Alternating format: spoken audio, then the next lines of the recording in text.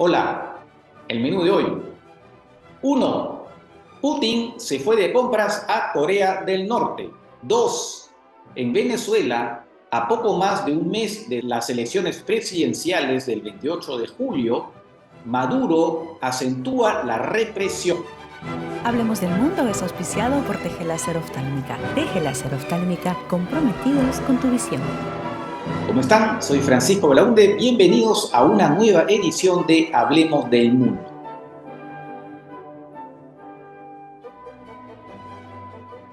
Les decía entonces, Putin pues se ha ido de compras a Corea del Norte. Hay que decir que la política exterior rusa gira cada vez más en torno a esta aventura bélica en Ucrania. ¿Por qué? Porque Rusia está realmente muy necesitada de municiones, de misiles y de drones que consume en gran cantidad en el campo de batalla y por supuesto también para bombardear a los civiles ucranianos. Y entonces, a pesar de que la industria rusa ya ha sido puesta en pie de guerra, sin embargo, todavía no produce lo suficiente como para llenar estas necesidades. Y por ese motivo es que Putin pues le toca la puerta a su colega Kim Jong-un, el mandamás en Corea del Norte. Ahora, en realidad, ya según los servicios de inteligencia de Estados Unidos occidentales, desde hace varios meses que Corea del Norte está abasteciendo de municiones y de misiles a Rusia. Más aún, los restos de un misil fueron examinados en Ucrania y se detectó que efectivamente tenían un origen norcoreano. Y a cambio, pues Rusia habría estado entregando alimentos, además de petróleo. Y esto último, por cierto, en violación de las sanciones decretadas por Naciones Unidas contra Corea del Norte por su programa nuclear y que Rusia en su momento apoyó.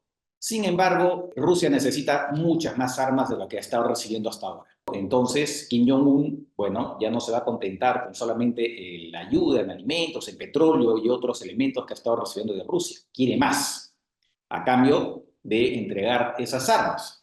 Y bueno, entre las cosas que Putin le ha ofrecido y se ha obtenido finalmente es reactivar un acuerdo de la época de la Guerra Fría por el cual ambos países se comprometen a apoyarse mutuamente en caso de que uno de ellos sea atacado.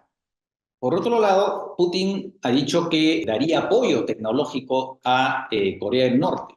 ¿Y en qué consistiría ese apoyo tecnológico? Hay varias especulaciones, ¿no? Pero muchos se inclinan porque Rusia, digamos, permitiría con su apoyo a Corea del Norte alcanzar con sus misiles nucleares el territorio de Estados Unidos. Y que hay un tema bastante técnico, ¿no? ¿Y qué sucede? Los misiles intercontinentales que tienen un alcance de 5.000 kilómetros a más, para poder llegar al otro territorio, lo que hacen es salen en la atmósfera, ¿no? Salen en la atmósfera y después tienen que volver a entrar.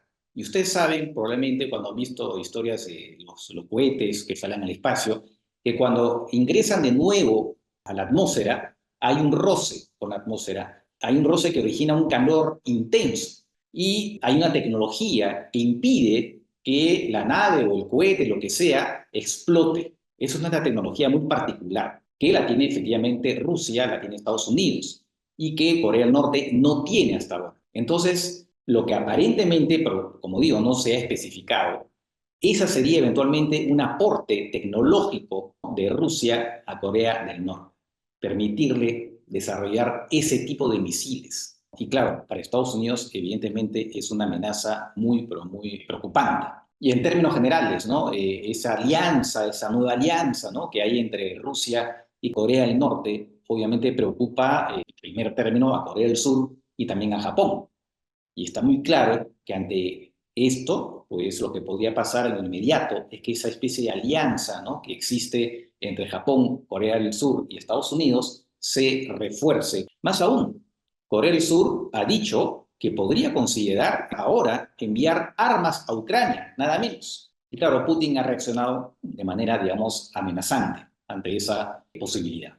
Y bueno, ya para cerrar esta parte, Putin, después de Corea del Norte, se fue a Vietnam, que es un viejo aliado, ¿no? de Rusia de la época de la Unión Soviética. Es más, es uno de los primeros países que reconoció al entonces Vietnam del Norte, ¿no? que peleaba contra Francia, que era la potencia colonial, y después Estados Unidos.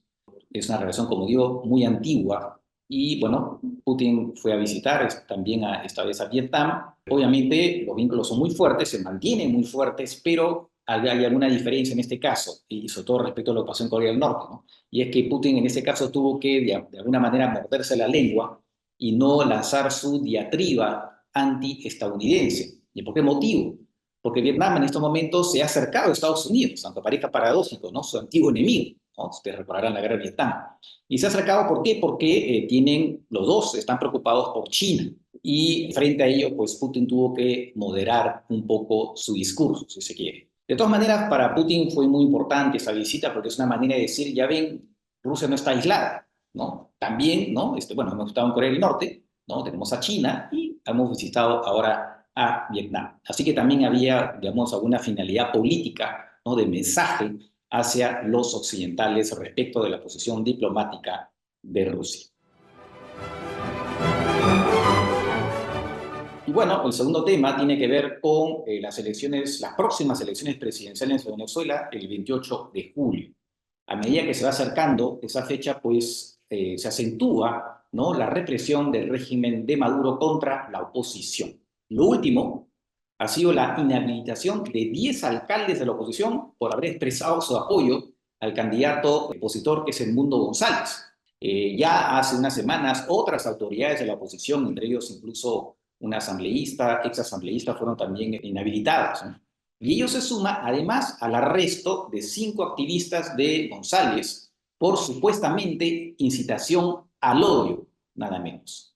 Mientras tanto, Maduro orquestó la firma de un acuerdo entre el candidato, bueno, el oficialismo y la oposición, candidatos a la oposición, según el cual se iban a respetar los resultados electorales. Por supuesto, el principal candidato opositor, que además, según las encuestas, todo indica claramente que derrotaría a Maduro en unas elecciones limpias, por supuesto, González dijo, yo no voy a firmar, algo que además ya está en la Constitución y que también, por supuesto, en esos acuerdos de Barbados entre la oposición y el gobierno. Entonces, ¿para qué iba a estar firmando algo que no viene mucho al caso? Parece básicamente una especie de escenificación, ¿no? Y a eso se suma el hecho que el régimen ha vuelto a decir que, por supuesto, no va a invitar a la Unión Europea a observar las elecciones, lo que evidentemente deja muchas dudas sobre lo que pudiera pasar. En realidad, la diferencia, según las encuestas, entre Maduro y González son tan grandes que para, digamos, permanecer en el poder, el régimen tendría que llevar a cabo un fraude mucho mayor que ha sido, y más escandaloso que lo que ha ocurrido en comicios anteriores. Y eso evidentemente va a llevar a un mayor aislamiento del régimen, no solamente en América Latina, sino también en el mundo. En fin, vamos a ver, como digo, se va acercando la elección y no se sabe hasta qué punto puede llegar un poco esta represión de Maduro y lo que puede hacer para intentar permanecer en el poder contra viento y marea. Así que bueno, a estar vigilantes sobre lo que puede ocurrir en el hermano país de Venezuela. Hemos llegado así al final de esta edición. Nos encontramos en la próxima y que estén bien. Cuídense. Chau, chau.